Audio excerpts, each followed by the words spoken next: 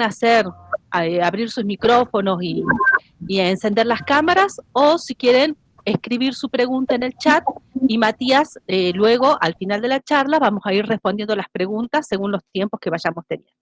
¿Sí?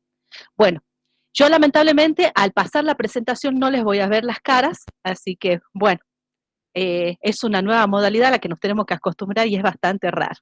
Hoy, ahí está la Peti. Muchas caras conocidas.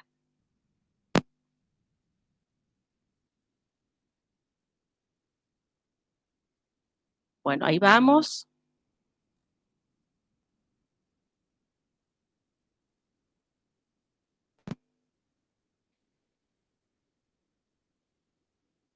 Bueno, están viendo la presentación, alguien que habilite el micrófono y me diga si la están pudiendo ver.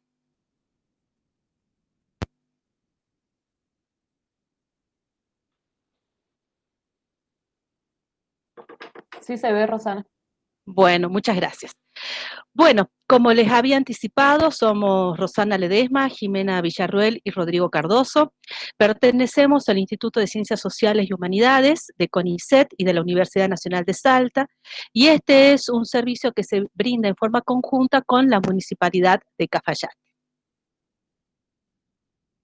Los objetivos de este taller, como ya anticipó hace un ratito Matías, es promover la conservación del patrimonio arqueológico de la provincia, y específicamente para Cafayate es brindar información sobre el pasado prehispánico de los valles calchaquíes, y sobre todo, que va a ser la charla de mañana, es brindar información sobre la cerámica arqueológica del Valle Calchaquí de entre los siglos V al XV. Bueno, varios de ustedes son guías de turismo o estudiantes de turismo, y como guías muchas veces se tienen que enfrentar a distintos tipos de turistas, y en esa situación es la que nosotros tenemos que estarnos manejando como equilibristas, porque solemos tener grupos bastante heterogéneos. Aquellos que se detienen a cada rato a observar, tomar fotografías. Los turistas tienen diferentes intereses, motivaciones, y una de ellas es que a veces tenemos turistas que pueden ser que no estén con el calzado adecuado para acceder a los sitios arqueológicos, o podemos tener una gran cantidad de turistas que no podemos manejar, o podemos tener pocos, y como podemos observar en esta imagen, aquí a la izquierda, que aunque el cartel dice prohibido circular, prohibido trepar, prohibido subir, no nos hacen caso, sobre todo cuando se trata de sitios arqueológicos. Pero hay un turista que últimamente está comenzando a ser el más frecuente.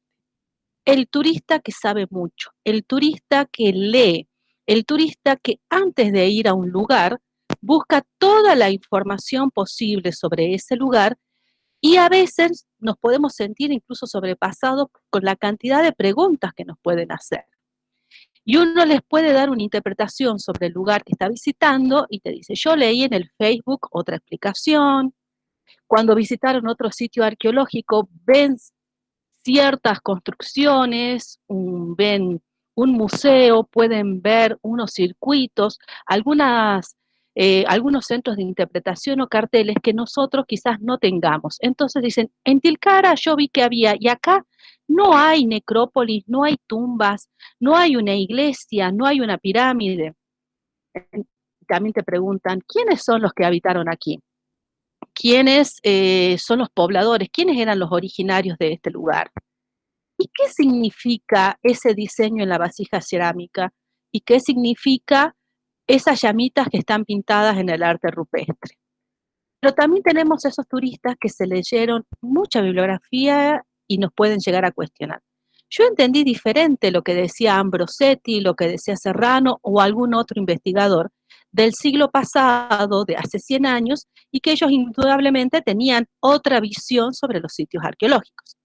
Pero tampoco, tampoco están los que faltan que dicen, ¿y no hay pirámides aquí? ¿No tenemos momias? ¿Y esto no habrá sido hecho por los extraterrestres? Pero cuando vamos a los sitios arqueológicos, los primeros también, luego de tanto caminar, el sol, nos pueden preguntar, ¿y dónde queda el baño?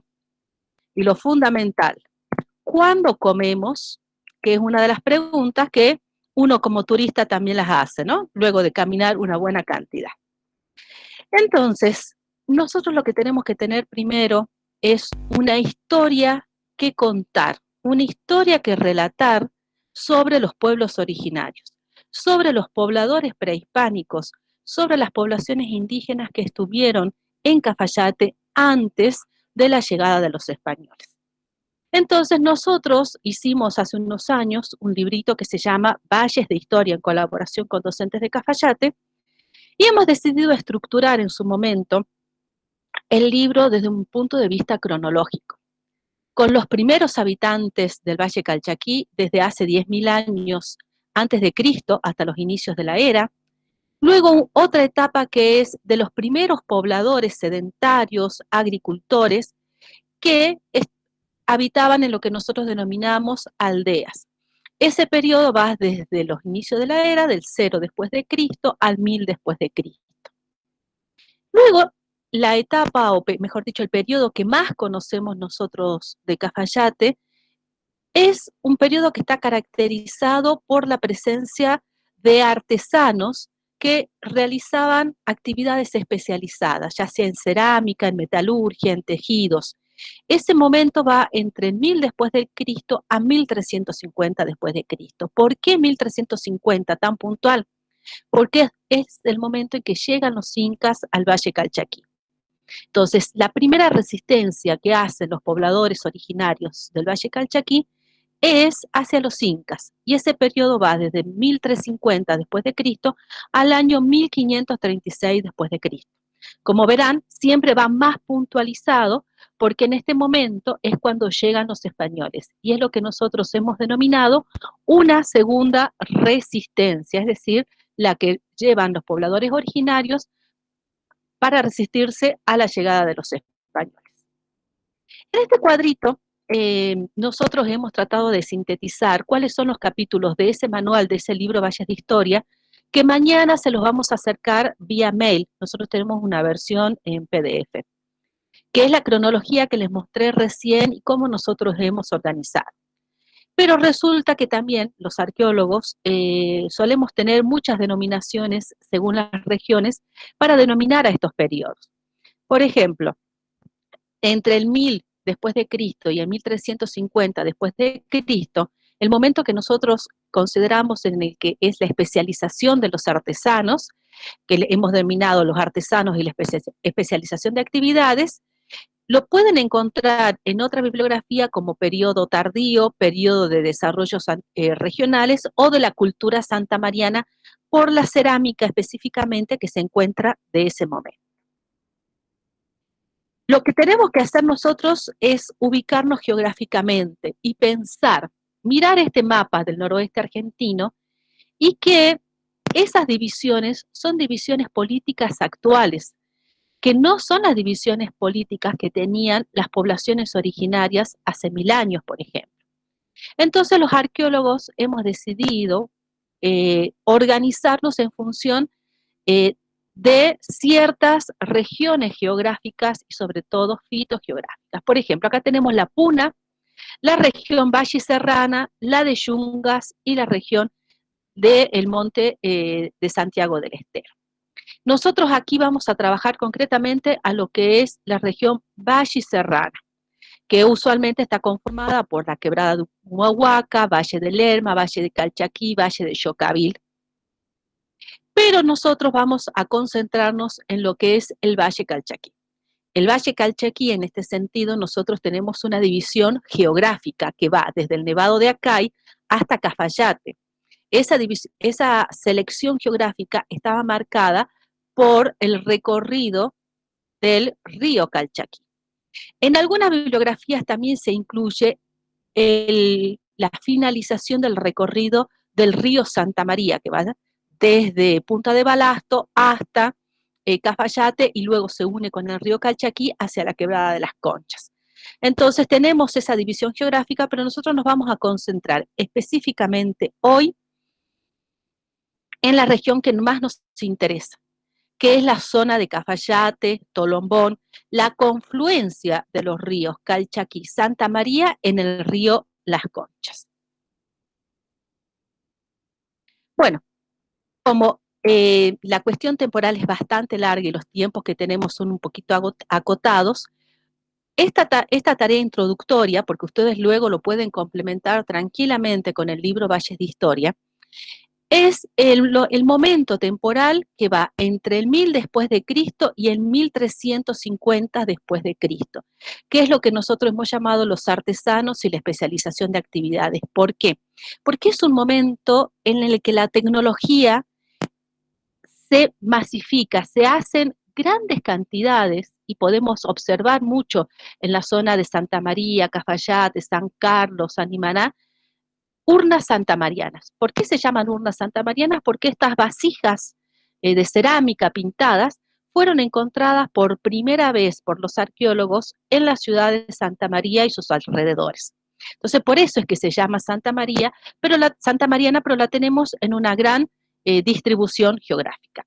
Pero la especialización de los artesanos no solamente era con la cerámica, sino con otras actividades que vamos a ver ahora. Bueno, aquí yo lo que les quería mostrar un poquito es cuáles son a veces las dificultades que nosotros tenemos como arqueólogos para poder llegar a realizar algunas interpretaciones en referencia a lo que es la historia de los pueblos originarios. Ustedes aquí tienen dos dibujos que fueron realizados por el equipo de una editorial para el libro de María de Hoyo, Los Diaguitas, y si prestan atención van a ver la vestimenta y los elementos que tienen, los instrumentos que tienen en sus manos. La mayoría son elementos orgánicos, es decir, tenemos tejidos de lana de camélidos, tenemos madera, y esos elementos son difíciles de conservar a lo largo del tiempo. Entonces, nosotros a veces nos encontramos con pocos elementos arqueológicos para poder realizar una correcta interpretación. En este caso, por ejemplo, en el caso de la figura de la derecha, lo que sí podríamos encontrar en el registro arqueológico son las puntas de proyectil que son realizadas en rocas, en algunos casos como por ejemplo de obsidiana. Y en el caso de la figura de la izquierda, los collares que son realizados con estas cuentas pueden ser de rocas, de algunos minerales o incluso objetos de caracoles, que nosotros llamamos malacológicos. El resto de la ropa, el arco, los tejidos, son difíciles de conservar. Cafayate afortunadamente tiene un buen clima y esos materiales cuando están enterrados se conservan, pero posteriormente con el paso del tiempo y si se abren algunos sitios arqueológicos durante las excavaciones y no se tienen los recaudos necesarios, suele suceder que se desarman inmediatamente. Por eso es que a veces es tan imprescindible la presencia de arqueólogos y conservadores al momento de realizar una excavación para no perder esa información. Como les comentaba, la cerámica de estilo santamariano, que mañana la van a ver con mayor detalle, las formas, los diseños, sobre todo los diseños y los estilos, son los que caracterizan a este momento. Usualmente lo que nosotros podemos encontrar en muchos lugares de Cafayate son las urnas, como ven a la izquierda, y los pucos, que son las tapas que cubren a estas urnas. Recordemos la función que tienen estas urnas. Estas urnas son funerarias. ¿Por qué? Porque allí son depositados los restos de los niños que han fallecido, niños menores de 3 años. Los adultos usualmente son enterrados, son depositados en vasijas más grandes o enterrados directamente en el suelo en cistas. La imagen de la izquierda, bueno, es de Tolombón, y la imagen del puco y de la urna de la derecha es del divisadero en Cafayate. Pero las vasijas de estilo santamariano no solamente tenían una función funeraria. También tenemos, por ejemplo, este puco que está a la izquierda y el vaso libatorio que está a la derecha. Estos pucos decorados también tenían otras funciones en el consumo de alimentos y de bebidas, sobre todo en el de la derecha. Estos consumos de bebidas, sobre todo bebidas alcohólicas, bebidas fermentadas, precisamente chicha y aloja, se realizaban en grandes festines. Estos festines se realizaban, usualmente cuando eran las cosechas, o se tenían que hacer construcciones de andenes de cultivo, de acequias, de represas, o se necesitaba la colaboración de una gran cantidad de gente para realizar construcciones de viviendas. Entonces se realizaban una serie de festines y en esos festines o fiestas de comensalidad se compartía la comida y la bebida y había un grupo de personas que se dedicaban a preparar la chicha, la aloja y la comida para dar de beber y alimentar a toda la gente que provenía de diferentes zonas para colaborar en las diferentes tareas. Cuando hablaba de tecnologías y de especialización de artesanías, no solamente nos referíamos a la cerámica, sino también a los objetos de metal, que son muy difíciles de encontrar. Entonces, estos objetos de metal que tenían la particularidad de ser aleaciones de cobre, estaño y en algunos casos de arsénico, y tenían funciones ornamentales, o sea, de adorno, o también eran instrumentos para trabajar otros instrumentos, para trabajar madera, o también para trabajar hueso. Los tejidos, como les comenté hace rato, son muy difíciles de conservar. Incluso a nosotros mismos nos ha sucedido, y ya les voy a comentar enseguida cuando veamos el caso de la banda de arriba, que los tejidos forman parte de la indumentaria, pero también de un acompañamiento funerario dentro de las tumbas. Y esos tejidos son muy difíciles de conservar. En el caso de Salta, donde sí podemos tener un buen registro por el clima, es en Santa Rosa de Tastil, donde hay restos de tejidos, de ponchos, incluso de pelucas. Estos tejidos eran realizados fundamentalmente con lana de camélidos. Luego también están los instrumentos de madera que pueden ser también utilizados para tareas vinculadas a las tareas agrícolas, textiles, también para actividades culinarias. Por ejemplo, en el caso del cuchillón que tenemos arriba, también era utilizado en los telares. Entonces, tenemos que la madera, que también es muy difícil de conservar, es un elemento que nos está dando no solamente desde el punto de vista tecnológico de las actividades vinculadas a la confección de estos instrumentos, sino que estos instrumentos eran utilizados para elaborar otras tecnologías. El caso del hueso, el hueso también era utilizado como adorno, como peines, como instrumentos musicales. En este caso son, insisto nuevamente, ejemplos que tenemos de Santa Rosa de Tastil, que es donde se han conservado, y lamentablemente muchas veces en los valles no tenemos esas posibilidades de hallar instrumentos de hueso. A veces hablamos de tecnología y solamente nos concentramos en los instrumentos y en los objetos, pero la agricultura y la ganadería también son actividades tecnológicas. En el caso de Cafayate tenemos muchos sectores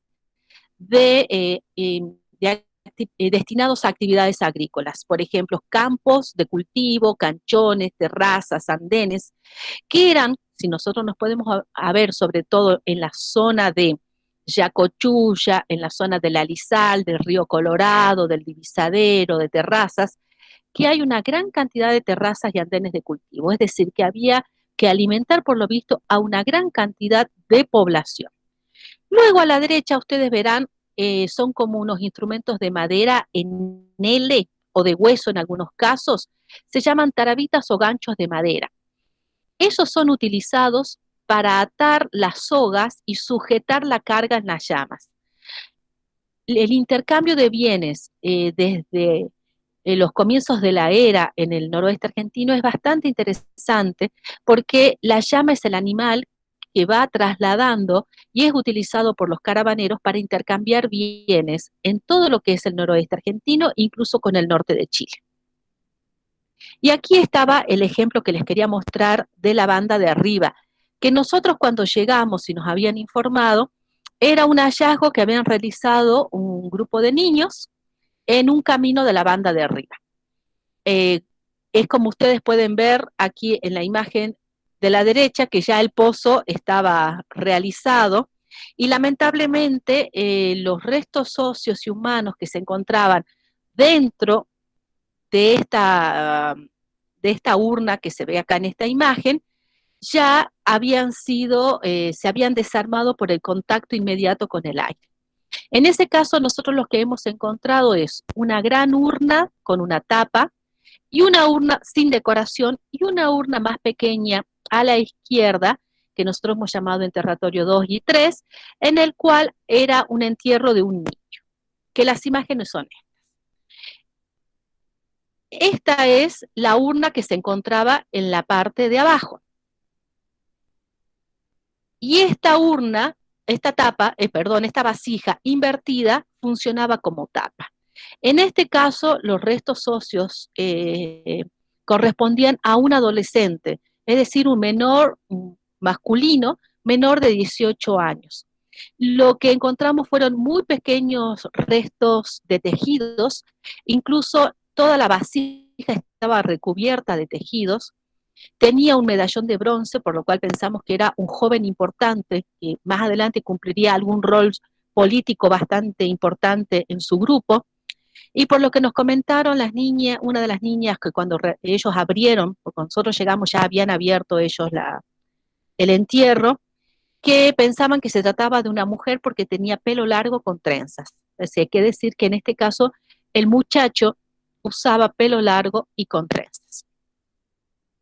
En el caso del otro entierro que se encontró en el mismo lugar, nosotros pudimos extraer la urna como se encuentra en esta imagen.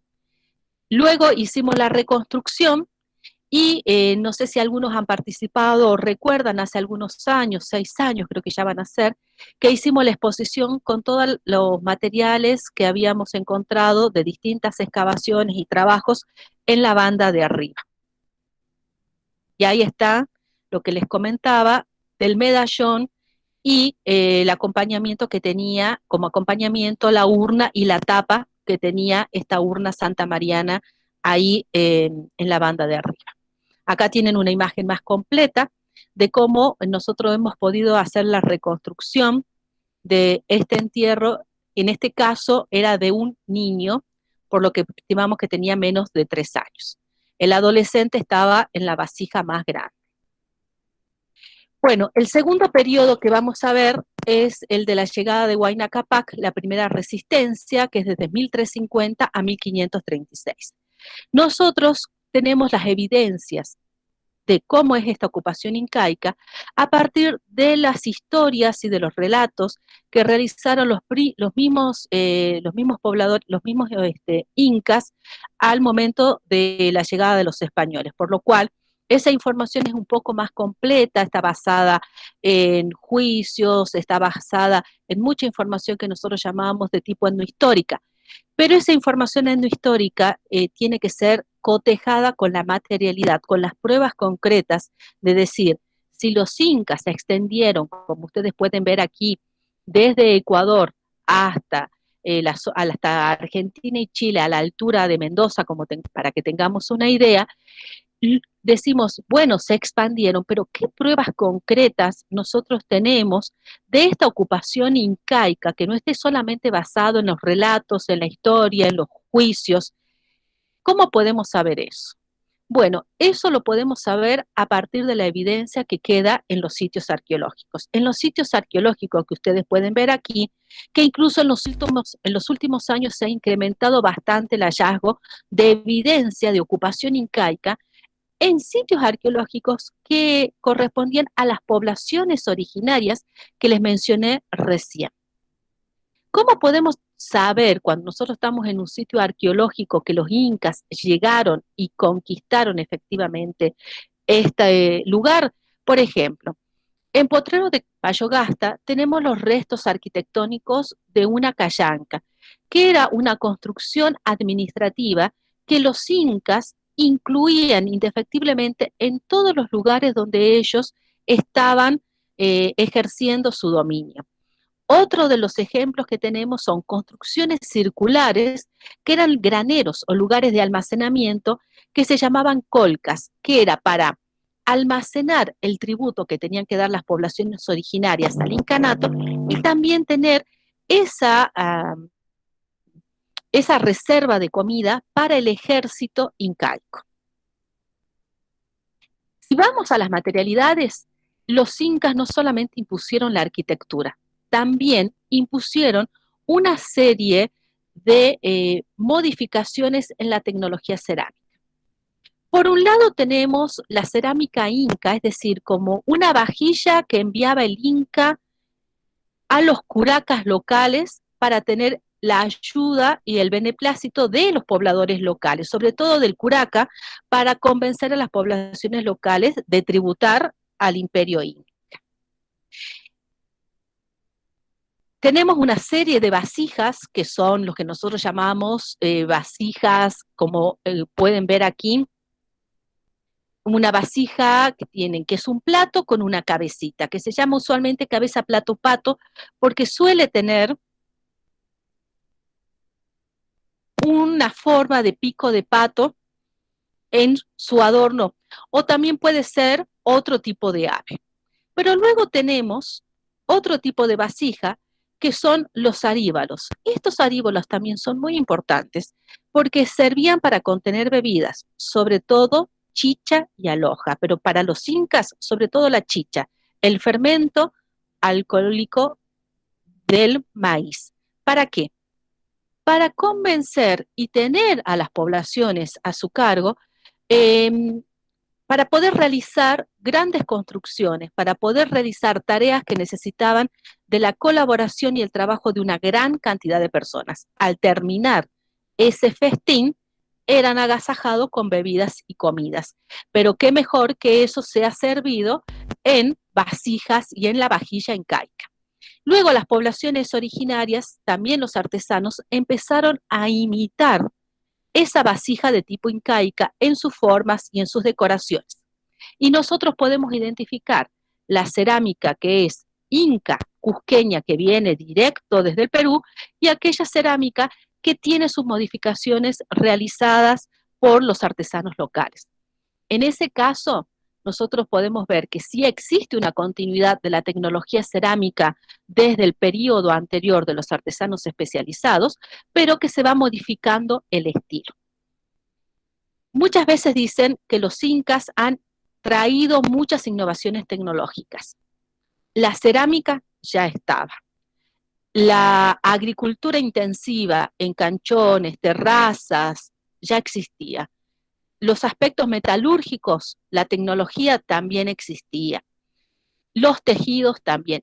Es decir, que lo que los incas hicieron fue solicitar las actividades de las poblaciones locales en forma de tributo, o sea, no en bienes, sino los tributos se realizaban por medio de trabajo. Los incas entregaban las materias primas y las poblaciones locales hacían las actividades. Tenían que producir, en este caso, para el incanato. Y se producen indudablemente una serie de modificaciones en la tecnología. Por ejemplo, en este caso, se ha encontrado en Santa María, en Catamarca, colgantes de oro. Estos colgantes de oro no eran para toda la población, sino para los personajes políticamente importantes como los curacas, y la producción a gran escala de oro y plata para ser llevados al Cusco en Perú. Luego, cuando yo les comentaba de las actividades de comensalidad ritual, cuando se tenían que preparar comida y bebida para una gran cantidad de personas, ya desde el momento de los artesanos especializados empezamos a observar en el Valle Calchaquí, en el Valle de Yocavilo, de Santa María, estos grandes bloques con morteros, que han tenido una gran cantidad de interpretaciones respecto a la funcionalidad. ¿Qué es lo que sucede? En Perú tenían una funcionalidad específica vinculada con unos rituales vinculados a los astros, pero específicamente de Perú en el incanato. Pero estos bloques con morteros ya existían en el noroeste argentino con anterioridad a la llegada de los incas. Y la funcionalidad principal que tenían era la de preparar alimentos para una gran cantidad de personas cuando se realizaban estas actividades comunales preparación de las terrazas, limpieza de las acequias, limpieza de las represas, construcciones de las viviendas, la cosecha, la preparación del terreno antes de cultivar, necesitaba en ese momento una gran cantidad de personas que estaban distribuidas y en distintas zonas de influencia de cada uno de los sitios arqueológicos. Entonces, al finalizar esa actividad, se tenía que dar de comer y beber en el festín de agradecimiento. Entonces se preparaban estas bebidas y estas comidas, o sea, en estos lugares, y para eso se necesitaban una gran cantidad de morteros, y era una actividad comunitaria. Por eso es que una de las interpretaciones más fuertes en estos momentos es que estos morteros están vinculados a esas actividades de comensalidad ritual. Y ahí nosotros nos preguntamos, ¿son unas actividades exclusivamente domésticas? Preparar comida y bebida, pero también son actividades rituales, porque son festividades. Entonces, por ahí es muy difícil tratar de separar qué es doméstico y qué es ritual, porque en el mundo andino, lo doméstico y lo ritual están claramente entrecruzados. Nosotros tenemos en la zona de Cafayate una gran cantidad de sitios arqueológicos. Esta es una vista aérea de Tolombó. Ustedes pueden ver esos círculos en esas imágenes. Esos son los lugares de colcas o de reserva de alimentos, los graneros de alimentos que eran destinados al incanato. Y luego pueden ver una serie de líneas casi paralelas que son los lugares de cultivo. Decía que teníamos que en Tolombol no solamente los lugares de residencia de las poblaciones originarias, sino también el lugar de producción de alimentos para el incanato. ¿Qué otras evidencias arquitectónicas podemos tener? En el caso, por ejemplo, de las ventanas en la quebrada, restos del camino incaico. Los incas vinculaban todos los sitios productivos y todos los sitios productivos y políticos a través, y los administrativos también, a través de caminos, caminos institucionalizados y administrados por los incas, pero estos caminos ya venían y eran senderos desde momentos anteriores, que eran los por los cuales circulaban los caravaneros, las poblaciones originarias para intercambiar bienes con las yungas, con la puna. Es decir, que se realizaron una serie de construcciones y se le dieron esas características arquitectónicas incaicas. Luego también tenemos otro tipo de actividades rituales, como son los santuarios de altura, el ritual de la capacocha. En el caso de la zona de Cafayate, el hallazgo que tenemos es de la momia del Chucha, que actualmente se encuentra en el Museo de Arqueología de Alta Montaña. Esto también tiene que estar muy relacionada entre el vínculo que establecía políticamente el Inca desde Cusco con los curacas y las poblaciones originarias y la vinculación que existía entre las montañas o lugares sagrados. Bueno, ¿qué es lo que sucede cuando llegan los españoles? Ana María Lorandi, a partir, y también Boixas II y otros investigadores, a partir de los documentos escritos, sobre todo por los sacerdotes, por los adelantados, nos van a comentar cómo era el momento en el que llegaron los españoles y las dificultades que ellos tuvieron en establecerse en el Valle Calchaquí. Por lo cual esa información es parcializada prácticamente porque es la visión ante unos problemas concretos. ¿Qué es lo que nos dice Ana María Lorandi? Entre las consecuencias destacadas de la expansión del imperio inca en el valle, Lorandi menciona que parte de la población original fue desplazada o eliminada, que los curacas sufrieron recortes en la esfera del control demográfico y territorial. En síntesis, para el año 1533, el Valle Calchaquí mostraba un panorama muy diferente, con poblaciones provenientes de otras zonas y locales sujetos a los caciques de los Mitmacunas. ¿Esto qué quiere decir? Que cuando llegaron los incas, no es que fue en una manera prácticamente pacífica y consensuada. Los incas cuando llegaban a conquistar un determinado valle, una determinada población, venían por delante toda la imagen que ellos tenían como pueblo guerrero y como pueblo conquistador y sobre todo como un pueblo ganador. Es decir, que tenías dos opciones prácticamente.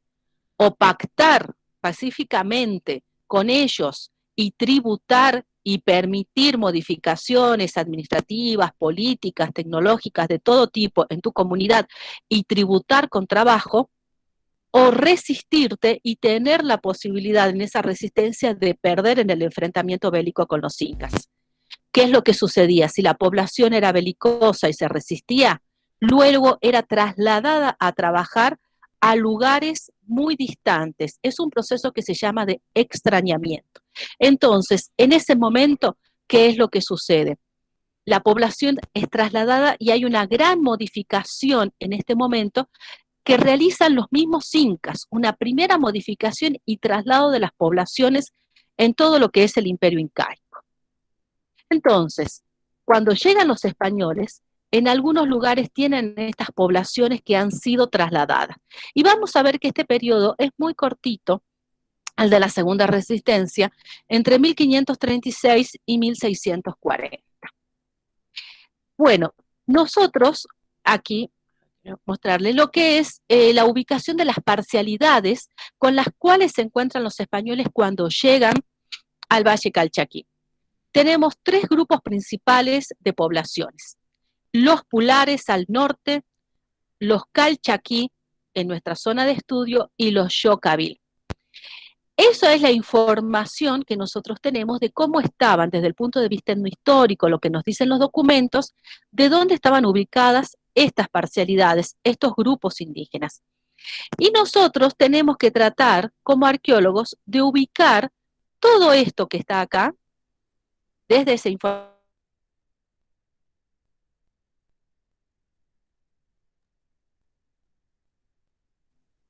que en 1500, 1600, la ubicación y la descripción y los mapas que realizaron los españoles no tenían ubicación con GPS. Así que por ahí se nos complica bastante relacionar la información etnohistórica con la ubicación concreta de los sitios arqueológicos en la zona. Bueno, cuando llegaron los españoles los hicieron principalmente en lo que nos compete a nosotros por medio de las primeras expediciones. Las expediciones de Diego de Almagro, de Diego de Rojas y Felipe Heredia. Todos esos han ido fundando distintos pueblos y también han ido otorgando en encomienda a las poblaciones originarias. Nosotros en el Valle Calchaquí tenemos algunos sitios que son con ocupación hispana, es decir, que son sitios arqueológicos que tienen una ocupación que van desde el año 1000 en adelante, que tienen ocupación posteriormente incaica y en algunos casos evidencias de ocupación hispana. Es decir, que hubo como no un momento de enfrentamiento, sino unos momentos de acuerdo y de ocupación, porque tenemos elementos arqueológicos que les voy a mostrar enseguida que nos dicen por qué había ocupación hispana. Bueno, en Cafayate tenemos dos casos, el sitio El Divisadero y Tolombón.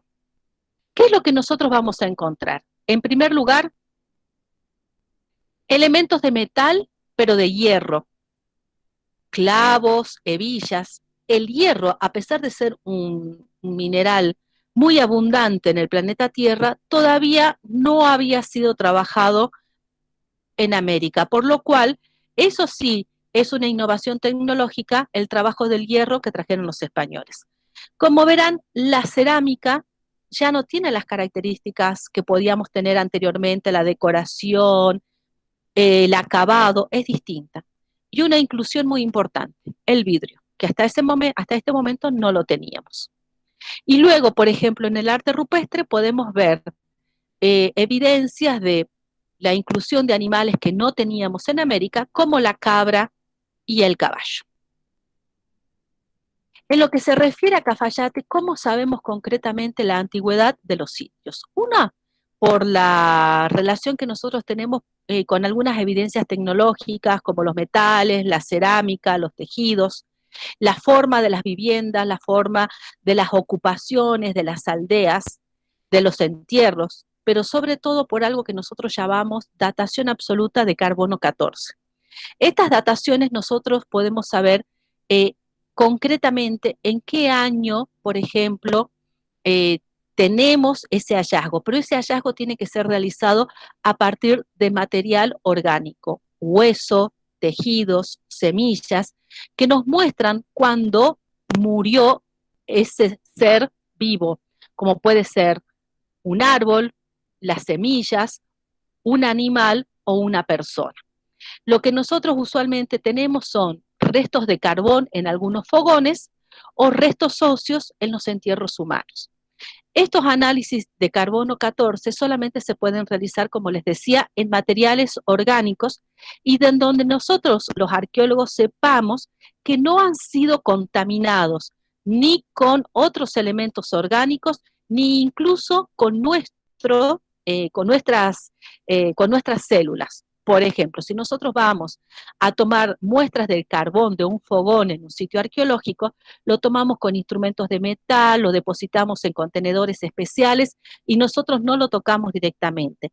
Luego en laboratorio hacemos un proceso de limpieza y secado sin tocarlo, sin que estén otros elementos que lo puedan contaminar, y luego son derivados a la Universidad de La Plata, donde ellos hacen posteriormente un análisis para ver de hace cuántos años proviene esa muestra. Entonces, por ejemplo, en el Divisadero nosotros tenemos evidencias que van desde el año 1327 hasta 1512 aproximadamente. Son muestras de carbón que provienen de fogones, usualmente de sitios vinculados a comensalidad ritual, que tenemos desde el momento, prácticamente del momento de ocupación incaica, y la banda de arriba, que tenemos un momento que es previo a las poblaciones diaguitas, como podríamos mencionar a las poblaciones de artesanos especializados, y que son de restos óseos de un contexto funerario. Voy a tratar de ser más breve y no los voy a demorar mucho más porque me estoy pasando. ¿Qué sucede con los sitios arqueológicos cuando los vamos a visitar? En primer lugar, tenemos que hacerle una serie de sugerencias a nuestros turistas. Primero, que sigan las instrucciones de los guías, que sigan los senderos o caminos utilizados con frecuencia, es decir, que eviten tomar atajos. Ninguno de los sitios arqueológicos de Cafayate tiene los senderos totalmente demarcados, con cartelería ni nada por el estilo, pero son los senderos que usualmente se siguen por las pisadas, o podemos ver que no tienen vegetación. Entonces, evitar que se trepen a los muros porque se van a ir desmoronando. Cuando hay sitios con arte rupestre, se recomienda no usar flash. Entonces, cuando se aproximen a un lugar con arte rupestre, porque el cambio brusco de luz, de iluminación, hace que se vayan despintando, lo mismo que la cerámica en los museos, les recuerdan a sus visitantes que apaguen el flash del celular o de la cámara. También es importante que traten de evitar que toquen las pinturas rupestres, que se mantengan a una distancia de 1 metro con arte rupestre, de los morteros, de los muros, que no se suban a los muros. Denle como una idea que con el brazo extendido y un poquito más, que no se aproximen. También por una cuestión de seguridad. Los muros tienen más de 500 años, se pueden desmoronar, se pueden caer, y no solamente el muro se va a destruir parte del sitio arqueológico, sino también la persona se puede caer, se puede golpear.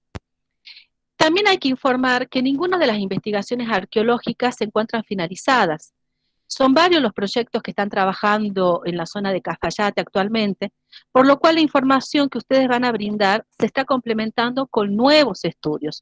Nunca una información arqueológica sobre el pasado es finalizada, siempre hay algo nuevo más para aportar.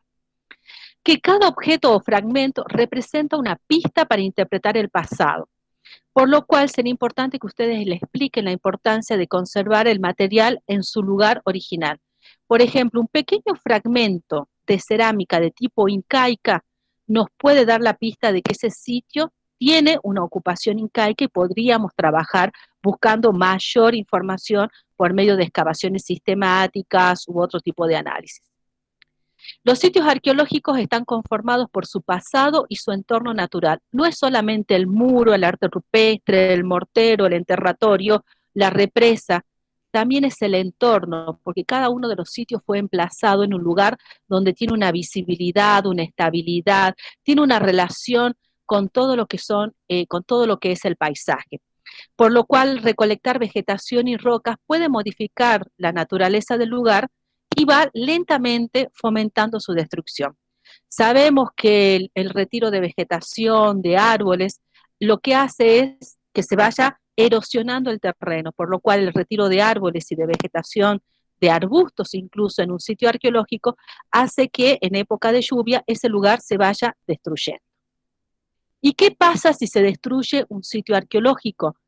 La conservación de los bienes arqueológicos está en un equilibrio muy inestable. Es decir, que si se va destruyendo un sitio arqueológico, este año lo tengo de una manera, el año que viene está más destruido y a lo largo de los años ese bien arqueológico ya no va a poder ser observado, no va a poder ser disfrutado y no van a poder ir los turistas. Entonces, si los sitios arqueológicos son recursos culturales de una vinculación de la población local con su pasado, también es un recurso turístico y es un recurso finito, es decir, que es un recurso que puede agotarse y que dentro de unos años, si el sitio arqueológico, si los bienes arqueológicos no se conservan, no van a poder ser utilizados con fines turísticos. Es decir, que estamos matando al bien turístico y que no lo vamos a utilizar con los fines de turismo que nosotros estamos buscando. Pero ¿qué es lo que pasa? Los sitios arqueológicos en Cafayate realmente están siendo considerados recursos turísticos. ¿Cómo un sitio arqueológico puede ser considerado como un recurso turístico? Bueno, en este sentido hay que tomar información que viene de aquellos países que sí consideran y están trabajando en los sitios arqueológicos para que sea una fuente de recurso turístico, o sea, que la gente va a conocer ese sitio arqueológico. Es decir, que los sitios arqueológicos y los museos tienen que relatar una historia oral de las comunidades actuales, tiene que sustentarse con información científica y tiene que haber materialidades que sustenten el relato, porque no podemos decir, sí, los incas estuvieron en Cafayate. ¿Y qué prueba estamos dando de que los incas estuvieron en Cafayate? Recordemos que cada vez tenemos turistas más interesados, más curiosos y que leen muchas cosas y nos están poniendo a prueba permanentemente. Los sitios arqueológicos deben contar con una gestión turística específica que garantice su preservación para ahora y para dentro de 20 años y para dentro de 100 años, que se conserven, que haya una puesta en valor y que ofrezcan servicios básicos a los usuarios. Un buen camino para llegar, que no se rompa el auto, que haya algún lugar para ir al baño, que haya algún lugar para tomar agua, algún lugar para descansar, algún lugar para informarse, o sea, que ofrezcan servicios básicos y que el turista no esté sufriendo porque hace calor, porque hace frío, porque hay espinas, porque me caí, porque me lastimé y no tengo una curita ni nada en el lugar.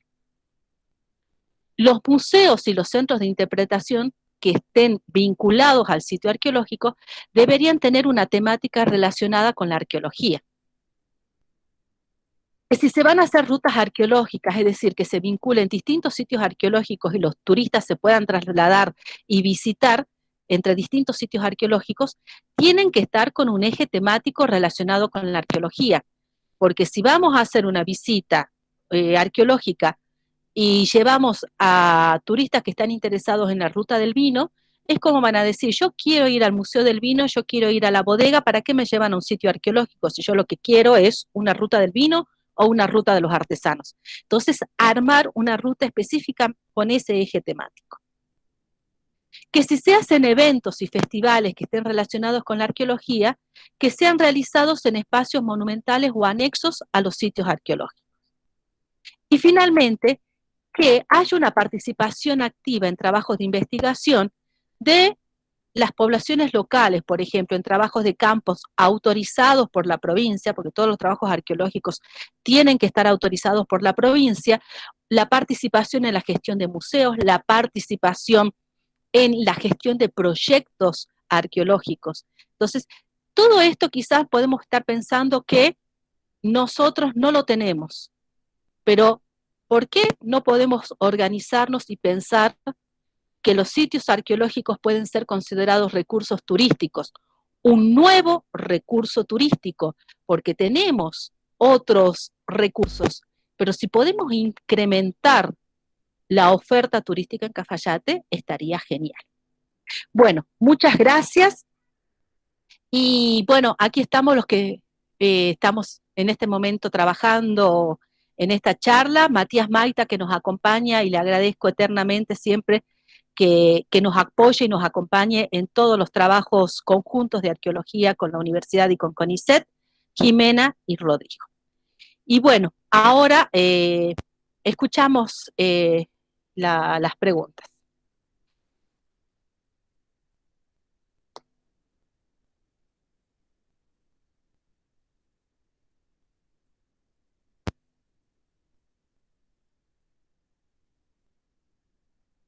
Mati, ¿vos llevas las preguntas o alguien quiere preguntar? ¿Puedo hacer una pregunta? Siempre se habla de los alimentos, de la bebida, como chicha y aloja, pero nunca se habla de qué alimento o qué cultivo hubo en el Valle del Calchaquí, en el pre-incaico, incaico o en la conquista española. ¿Hay algún estudio sobre eso? Sí, justamente en el Divisadero, cuando les hablaba de un sitio de comensalidad ritual, en una de las cuevas y de los aleros realizamos una excavación con la expectativa de vincular el arte rupestre y pensamos que íbamos a encontrar una gran cantidad de restos de pigmentos, pinceles, y prácticamente fue muy poco. Lo que sí hemos encontrado es un sector como si de ofrenda de una gran cantidad de semillas. Había marlos de maíz, de diferentes especies de maíz, había semillas de algarroba, y luego una particularidad, porque en el sitio del Divisadero, los andenes de cultivo, nosotros pensamos que podrían tener una gran variedad de productos para ser cultivados. Nosotros hicimos un estudio de suelos, que llevamos esa muestra de suelos al INTA, y el INTA nos dijo que era un suelo muy productivo y que era apto para cultivo de maíz. Porque cuando uno lleva al INTA, sobre todo las personas que están actualmente para realizar cultivos, llevan tierra, suelo para ver que les sugiere el INTA qué es lo que mejor puede cultivar por las características físico-químicas del suelo. Y nos dijeron que ese era un lugar espectacular para cultivar maíz en la zona del Divisadero. Y luego también nos llamó la atención el hallazgo, bueno, de chañar, algarrobo, pero en el sector donde ya teníamos un momento de contacto hispano-indígena, cebada, es decir, que ya estamos pasando de bebidas fermentadas de maíz y de algarrobo a bebida fermentada con cebada, es decir, cerveza, y también hemos encontrado duraznos, semillas de durazno, o sea, los nódulos de durazno. Entonces, ahí en el Divisadero son las únicas pruebas concretas con semillas de maíz, algarrobo, chañar, cebada y durazno. Bueno, acá estaría bueno, Roxana, que los que quieran consultar lo hagan por el chat. Ahí Magdalena Herrera nos pregunta, ¿solo los análisis con carbono 14 se hacen en la Universidad de La Plata? ¿Tiene mucho costo la realización de este tipo de análisis? Depende, en la Argentina por el momento solamente se hacen análisis de carbono 14 en la Universidad de La Plata. También se hacen en el extranjero. Para hacer estos análisis necesitamos una determinada cantidad de muestra con determinadas características. Si son pocos gramos, lo tenemos que mandar al exterior y estaban a $800 cada uno. Ahora, en Argentina, en La Plata, sí, son precios que a veces son accesibles, que lo podemos llevar ahora adelante, podemos pagarlos dentro de los proyectos de investigación, pero no reúnen a veces las características fundamentales de peso, que no hayan sido contaminados. Una buena noticia es que ahora en Palpalá, en Jujuy, se está conformando el Instituto El India, que es un instituto de arqueometría de primer nivel, donde se van a realizar los análisis mucho más rápidamente y con equipamiento de primera línea. Así que con eso estamos muy contentos porque esperemos, bueno, ahora está todo suspendido, pero esperemos que el año que viene ya podamos llevar personalmente las muestras y no por correo a Palpalá y tener los resultados de forma más accesible. Hay otra consulta acá de Eduardo Acosta, nos dicen, o sea que podríamos decir que la humita y el tamal tienen una historia culinaria de más de 3.000 años. No sé si más de 3.000 años, porque las primeras evidencias de domesticación de plantas y animales las podemos tener recién desde hace 2.000 años y en distintas zonas del noroeste argentino. Lamentablemente en Cafayate no tenemos evidencias más antiguas que las que les di del 1300 después de Cristo, por lo cual a nosotros nos faltarían más investigación y sobre todo encontrar restos justamente con esa antigüedad en los sitios de Cafayate. Lamentablemente nosotros llegamos a veces tarde a los sitios arqueológicos cuando ya las tumbas fueron abiertas, los sitios fueron removidos, entonces las muestras están contaminadas y no podemos tener esa seguridad. Así que por el momento no podemos aseverar cuál es, desde cuándo es la domesticación del maíz en el Valle Calchaquí. Hay pruebas más antiguas, obviamente, en otras zonas del noroeste, pero aquí no. Lamentablemente por ahora no. Bueno, si hay alguna otra consulta, por favor que lo hagan a través del chat. Así continuamos o bien continuamos el día de mañana con el próximo módulo. No sean temerosos. No fui tan clara. De todas formas, también mañana le vamos a dar el libro e incluso hoy pueden ir pensando algunas otras preguntas, algunas inquietudes para que mañana, cuando termine la charla de Rodrigo y de Jimena, podríamos abrir otras dudas que puedan surgir esta noche en la meditación. Perfecto. Bueno, esperamos un cachito más y si no, bueno, agradecemos al equipo de Arqueología de Cafayate por la predisposición y por el tiempo de realizar, de informar de todo lo que se realiza en materia de investigación y realizar la extensión universitaria que tanto se pide desde la sociedad a la universidad. Así que muchas gracias, Roxana. Sabemos que estás trabajando también constantemente con la Escuela Albergue San Agustín, con otras instituciones y con Cafayate en general, así que muchas gracias. Sí, bueno, hemos quedado, no sé si sigue la profesora, ahí está la profesora Petty, que quedamos en suspenso, que ya vamos a continuar ahora con este confinamiento, cuarentena, no hemos podido continuar, pero sí ya vamos a retomar virtualmente algunas de las actividades con la Escuela del Divisadero. Perfecto. Acá, María. Sí, hay otra consulta de Magdalena Herrera que nos dice, ¿cuándo fueron las excavaciones o lo que se encontró en la banda de arriba? Bueno, en las excavaciones de la banda de arriba tenemos algunas que son de la década de 1980, 1990, que fueron realizadas por el Museo de Antropología de Salta. Lamentablemente en esas excavaciones nosotros no hemos participado, porque éramos muy chicas, pero no estábamos estudiando tampoco la carrera, pero hemos accedido a toda esa información y a todo ese material que está en el Museo de Antropología. Pero nosotros en el año 2006, 2007, hicimos unos rescates en la banda de arriba, que es la imagen que les mostré. Hasta el momento hemos registrado 6 o 7 sitios en la banda de arriba, pero excavaciones se realizaron en las más importantes, que es la cerámica que mañana les va a mostrar Jimena, en lo que era la casa del señor Gutiérrez. Entonces, y luego hicimos en el 2006, cerca de la casa, en el camino, cerca de la casa de Gabriel Jurkovic. Así que, y luego ya no volvimos a excavar en la zona. ¿Y qué es lo que se encontró? Bueno, también les podría acercar mañana los banners, las copias de los banners, que que nosotros hicimos para la muestra de Cafayate hace 6 años, y lo que sí en la banda de arriba 1 fue un contexto de entierro de varios individuos con un acompañamiento funerario bastante importante. Las dataciones arqueológicas las ubican entre el año 800 y 900 después de Cristo.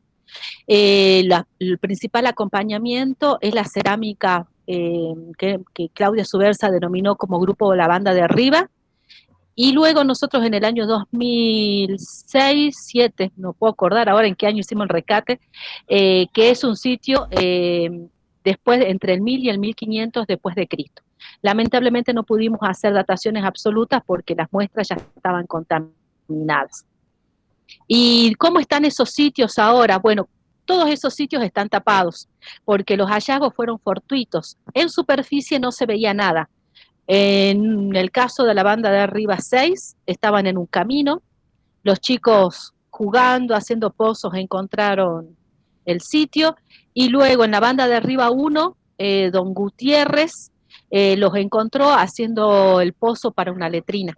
Entonces hizo el pozo, encontró restos óseos, unos cráneos, tapó todo, fue a hacer el pozo para la letrina un poco más lejos, volvió a encontrar material, luego otro pozo y siguió encontrando material, entonces llamó al Museo de Antropología y ellos fueron e hicieron el rescate.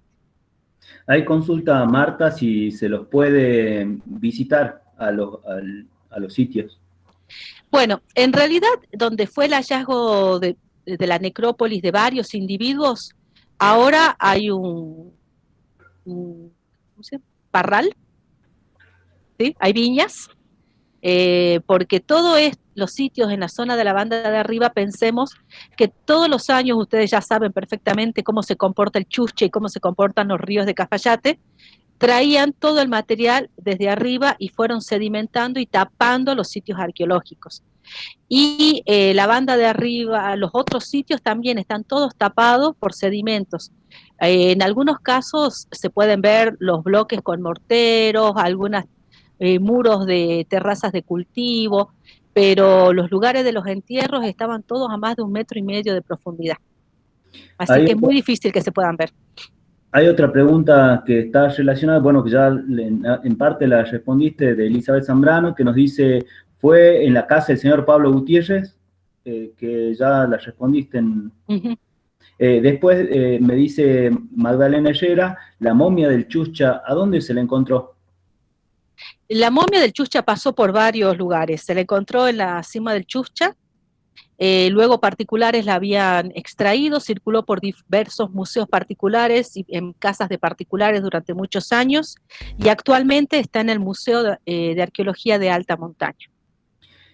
También otra pregunta de Magdalena Herrera nos dice, ¿a dónde se encuentran hoy en día los materiales que se encontraron en la banda de arriba, me imagino?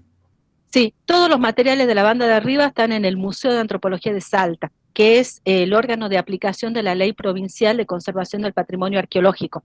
Hasta tanto Cafayate no cuente con un museo arqueológico autorizado por la provincia, que tenga que ver con la gestión y que esté autorizado para cumplir con la Ley de Protección del Patrimonio Arqueológico, como por ejemplo tiene Cachi su propio museo, hasta tanto los materiales legalmente están ahí, en el Museo de Antropología de Salta. Soledad Palma nos pregunta si la zona entre la banda de arriba y el paraje San Luis fue estudiada. Nosotros hicimos unas prospecciones hace algunos años y lo que hemos encontrado es que se trata de campos de cultivo y también lugares de procesamiento de alimentos, fundamentalmente para la molienda, como son los morteros. Que bueno, hay canales de riego, todo vinculado a la producción agrícola. Perfecto. Muy claro todo, muchas gracias, nos dice Magdalena. Esperemos que sigan pensando las preguntas y las vamos respondiendo en el módulo del día de mañana, ¿te parece, Rosana? Sí, sí, no hay ningún problema. Una vez que determinen si tienen más preguntas del día de hoy o algunas que les vayan surgiendo, nosotros podemos ir respondiendo. Y si se pueden agregar también más personas, no hay problema. Perfecto, vamos a tener en consideración eso y vamos a invitar a los que han quedado por ahí pendientes. Hay varios que se anotaron y tal vez por por una cuestión de conexión o inconvenientes que tuvieron en el transcurso del día no lo pudieron hacer, así que vamos a estar invitándolos para que puedan acompañarnos el día de mañana. Buenísimo. Ahí, Matías, no sé si quieren mostrarse, porque no les veo las caras un ratito, para que hagamos, para conocerlos un poco, porque están, veo una Mafalda, veo una I, veo una E, una S. Si no tienen vergüenza de mostrarnos de quiénes son y hacemos una vista de conocernos un poco, de saludarnos. Perfecto, vamos viendo entonces a ver quiénes.